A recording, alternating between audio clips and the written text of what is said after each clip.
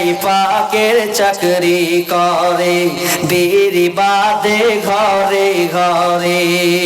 আড়াই পাকের চাকরি করে, বিড়ি বাদে ঘরে ঘরে।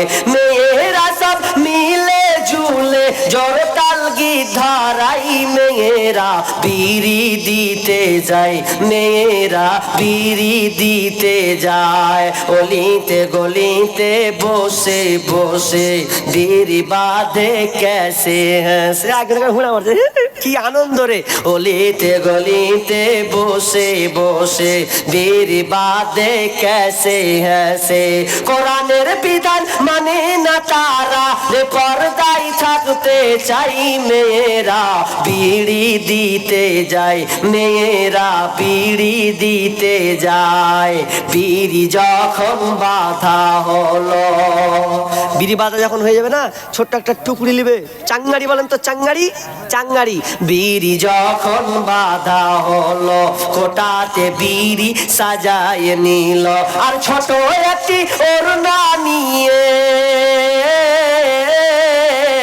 ছোট একটি ওড়না নিয়ে দলে দলে যাই, মেয়েরা বিড়ি দিতে যায়, মেয়েরা বিড়ি দিতে যায়।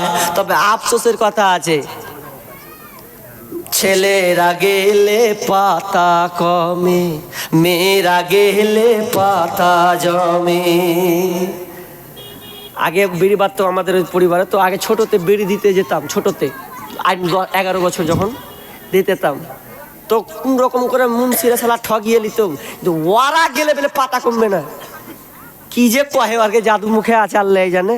আর যত গেল খায় মুন্সি, এক মুন্সি সবচেয়ে বেশি খায় বেটি ছেলের কাছে। যখন একটু পাত খারাপ দিয়ে পেয়েছে, লেড়ে ওটা কেমন পাত দিলে দা শুনে পেলে না, গেল টেল দিয়ে একাকার করে দিবে, ও এমন ভাবে গেল দিবে কিছু করার নাই। তো আবার ছেলেরা গেলে পাতা কমবে, ছেলেরা গেলে পাতা কমে, মেয়েরা এলে পাতা জমে। এই কথাটি কত লোকের মুখে শোনা যায়, মেয়েরা বিড়ি দিতে যায়, মেয়েরা বিড়ি দিতে যায়। আড়াই পাকের চাকরি করে, বিড়ি বাঁধে ঘরে ঘরে। মেয়েরা সব মিলে ঝুলে, মেয়েরা সব মিলে ঝুলে জোরতাল গিধারাই, মেয়েরা বিড়ি দিতে যায়, মেয়েরা বিড়ি দিতে যায়। ওদের ক্যাপাসিটি বিশাল গো, বলার নাই। তো যাক, বলছিলাম আমাদের মুর্শিদাবাদের হাল, শহরে ঘরে ঘরে ঘরে বিড়ি, কোথাও বাদ নেই, বিড়ি ঝংকার চলছে। তো বলছিলাম এগুলো থেকে ফিরে আসার চেষ্টা করুন, রুজির মালিক আল্লাহ, হারামকে বর্জন করুন, হালালকে ধরুন, তখন আল্লাহ তাআলা আপনার পরিবারের শান্তি দিবেন।